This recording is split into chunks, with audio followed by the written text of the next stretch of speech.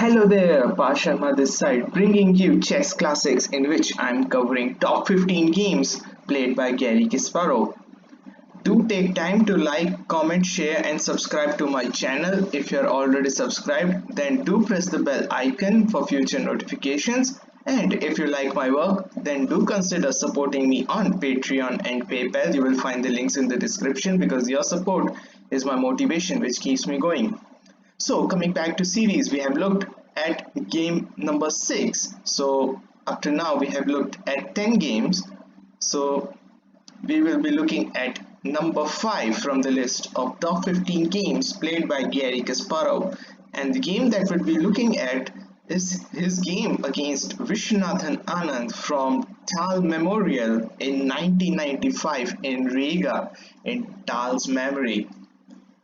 So, before looking at this game, I would like to tell you that in 1995 they played a World Championship match from which I've also shown you the game, game number 13 from the championship. And before that championship, this was their final classical game that was to take place. And Kasparov was white, so he wanted to put a strong statement against his challenger, against whom he would be competing in New York in Twin Towers of the World Trade Center, incidentally on September 11th, 6 years before the towers were destroyed by the terrorists. But anyway, forget about that. We're talking about this game, and it's Garry Kasparov playing against Anand. Garry is white, and Garry opens with e4. Anand responds with e5, knight f3, knight c6, and here usually Kasparov plays bishop b5, but here he goes for this bishop c4, bishop c5, normal Italian opening, the Gioco piano, and now, well, Gioco piano goes with d3 as well, but this is somewhat Italian opening, and here he goes for this move b4, so-called Evans Gambit. And before he played Evans Gambit in this game, he played this against Nigel Short as well after their match. So after their match in 1993, so what happened was the match finished pretty early, so there were draw of lots, and in which some selective openings were given, and Garry Kasparov was given Evans Gambit, and he played a game against Nigel Short in Evans Gambit. And this is a very famous opening now because it gives white more attacking chances, although not employed at the international level, but somewhat Garry thought that he should play this in memory of Mikhail Tal, the late Mikhail Tal, who liked these attacking options, hovering his opponent's king with his pieces, giving up huge material just to get his king, his opponent's king, and so on. So Anand takes, this is the main line, c3 and bishop e7. Normally bishop goes to a5, but Anand plays bishop e7, d4, and now this is something interesting, knight a5. So what does white do? Black do? Black gives up his extra pawn which he gained, and against Nigel Short, he played knight takes e5. This was the game that he played against Nigel, and after knight takes, he got his pawn back, d5, ed5, queen d5. He got a pretty nice position in this game as well, but in the end he blundered and the game eventually ended in a draw. Probably had a winning position, but what were the circumstances? Maybe, who knows. But here after knight a5, it was pretty evident that Kasparov must have studied this after that game against Nigel Short with his seconds, and they came up with this move, bishop e2. But normally in Evans Gambit positions, you always look that this bishop is always eyeing on this f7 square to generate a lot of attacking chances, and also the knight landing on g5, although not at the moment, but certainly these kind of lines appear in these Evans Gambit positions. And knight a5 idea is to just give up this extra pawn that he gained in order to get get its pieces to develop quicker. So Anand takes the pawn on d4, and now this is a very sharp idea indeed. You might expect either pawn takes or knight takes, but Kasparov again goes for aggression. He plays queen takes d4, and attacking the gambit pawn like that.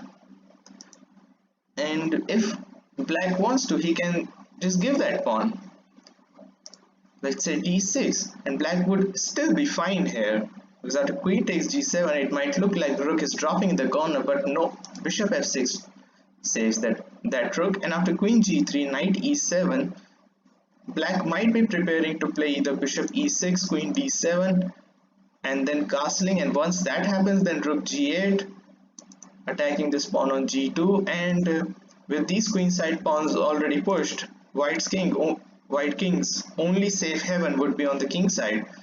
But with this open g5, there will always remain attacking chances on this open g5.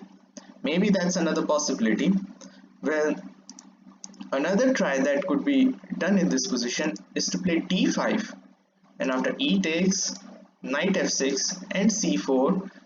The problem here for black is that the pawn controls this square, and if bishop d2 happens, b6 might be really unpleasant, because then bishop takes and pawn takes, this pawn will stand really loose on a5. So you have to play b6 and then give this knight square, but that will take a lot of time, and that will hinder black's development in the end. So after queen takes d4, Anand defends the pawn by developing his knight. Kasparov attacks that knight to e5. Anand retreats his knight to c6, attacking the queen.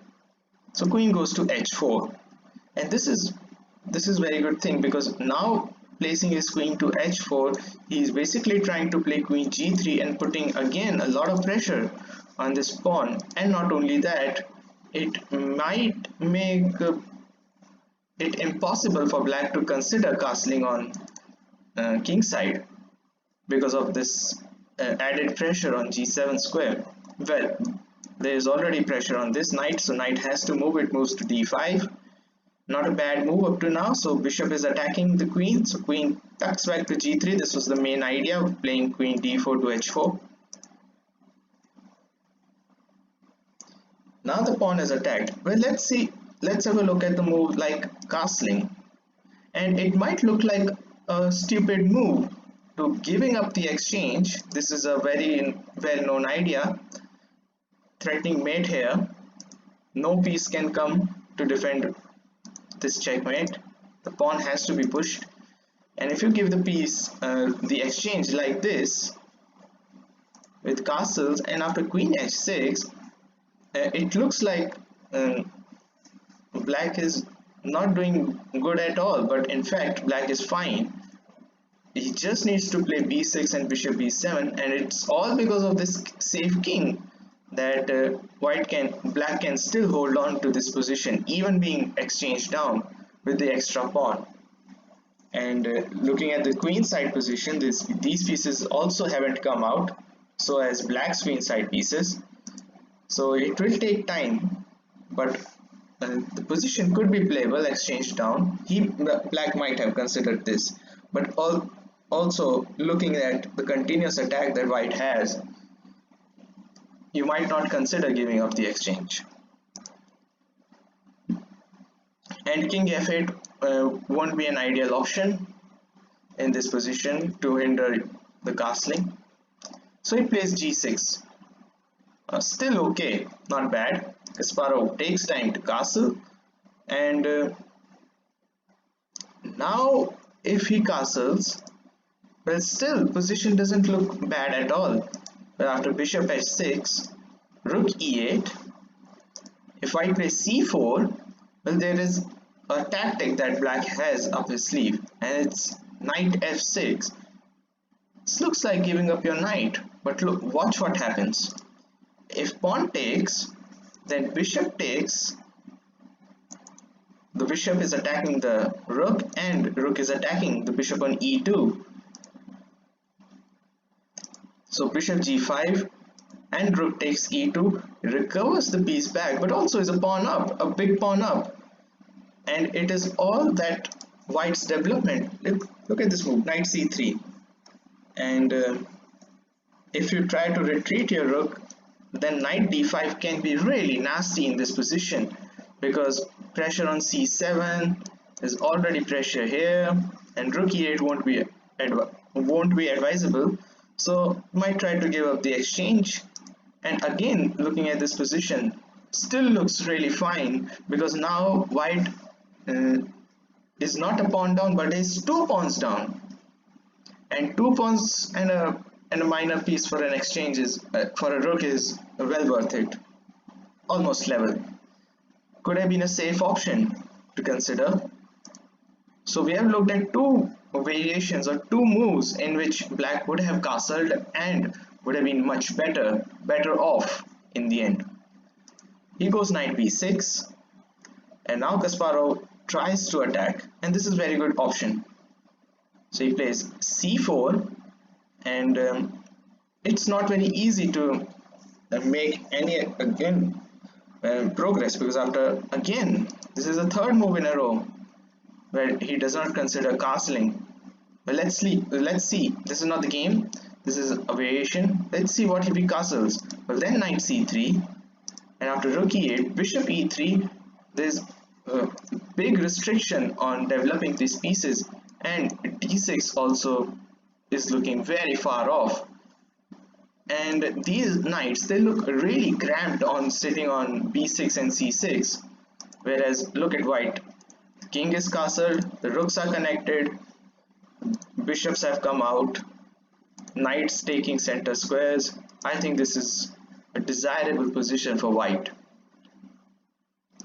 So after c4, Anand tries to develop his queen's bishop, which is a very good idea, and also looking to attack this pawn.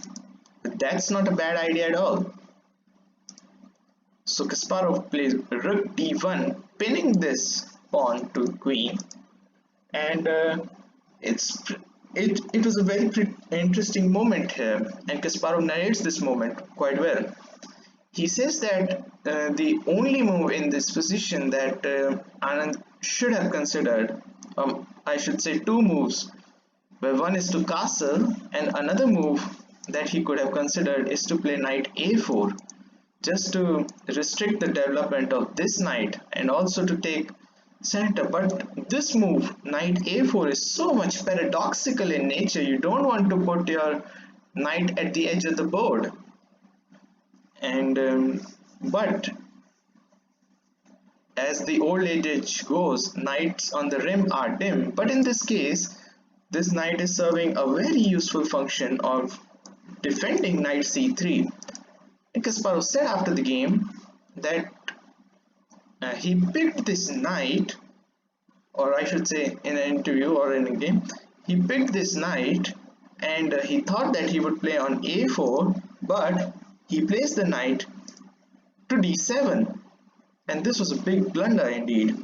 This loses the initiative straight away, and now Kasparov senses that he can simply play bishop h6 to stop castling, and it was pretty amazing, and he didn't think for it too much, and he just gave the pawn again. So he's 2 pawns down, but look at the compensation he has. And Kasparov plays knight c3. Now this knight also comes up, and everything is developed for white. The rooks are connected, and look at black. This king is getting caught in the middle. This bishop hasn't come out yet. It isn't looking like coming out pretty soon. Look at this rook, already very much restricted. And if you try anything nonsensical, let's say bishop e6, well, you can just play c5 and everything will be very bad for black. So Anand trying desperately to put his king to safety, but everything, as he said, Kasparov said, everything he tries to put his king to safety is always running one tempi short. And this was this continuous attack that the late Mikhail Tal used to do, this continuous attack.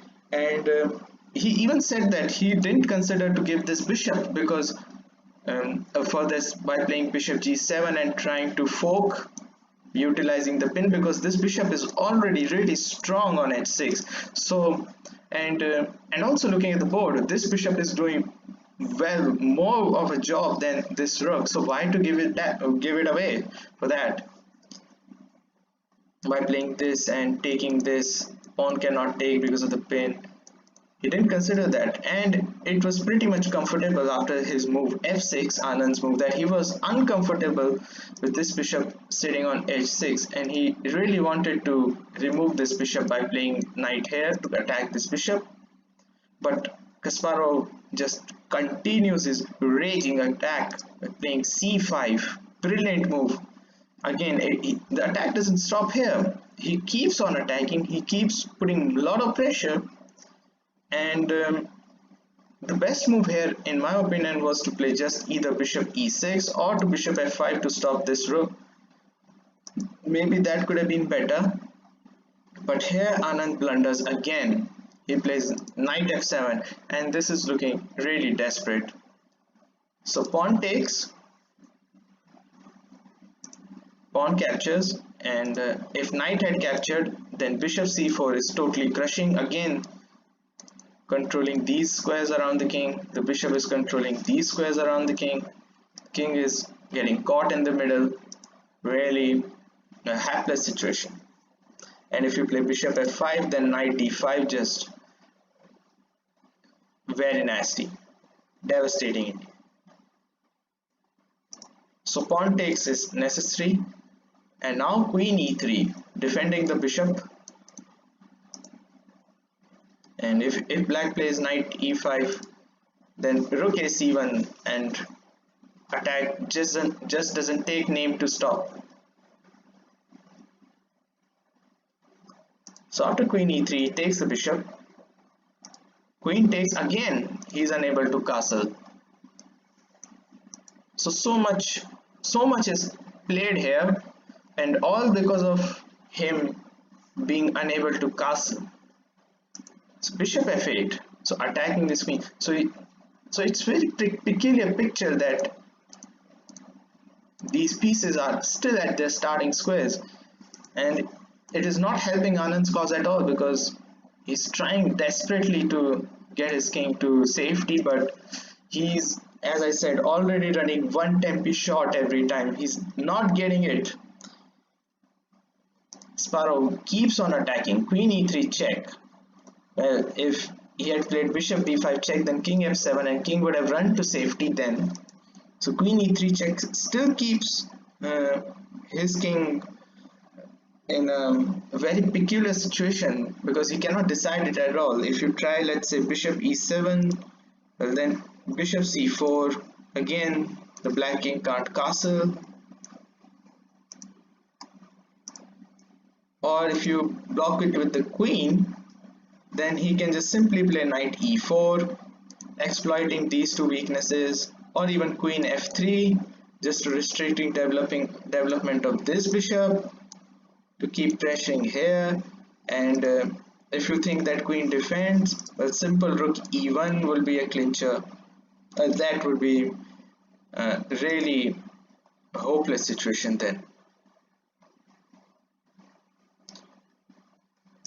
So after queen e3 check, he plays king f7. So again, he's trying to put his king to safety. But just as he continues to do that, another punch lands instantly, knight d5. So again, this time trying to prepare rook here and rook here, putting more devastation in black's mind, which is already devastated. And not to forget, if king g8, then bishop c4 is also very helpless here.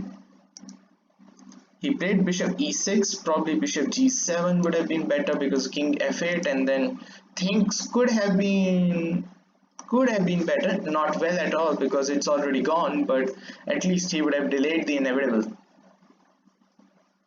So bishop attacking the knight f4. So two pieces are attacking this bishop, and there are two ways to defend this position, or I should say play this position. But the best way he could have played is to play bishop d7, but then the queen b3 check, king g7, and queen takes b7. This bishop is pinned, and you might see even this knight fork also. Things don't look really good at all for white at this moment. But still, that could have been better. But what happens after knight f4? He plays queen e7, defending the bishop. And now Kasparov finishes it off with a quiet move. I would like to give you some time to guess it.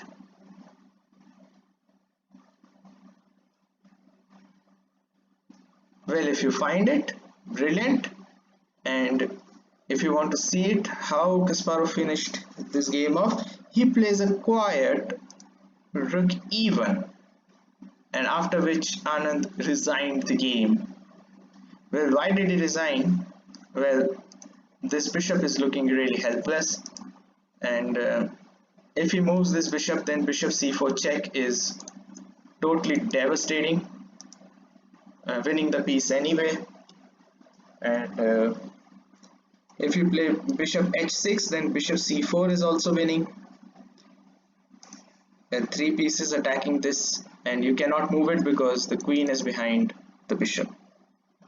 So what a beautiful Evans Gambit game played by Garry Kasparov. Well, it's pretty extraordinary if you win against Anand in this fashion.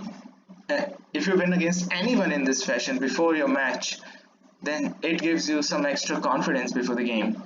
And this was something that would have also played some part in Anand's mind as to how to approach, because in this game it really looked like Kasparov's attack wasn't going to cease at all, and he will just rampage through the game, which he did. And this was another miniature, a 25 move miniature. He gave it in one of these games in the series, and he gave it again, and deservedly so at number 5. So that's from this video. I hope you liked it. I hope you liked my analysis. Thanks for watching. Stay safe. Cheers. Bye.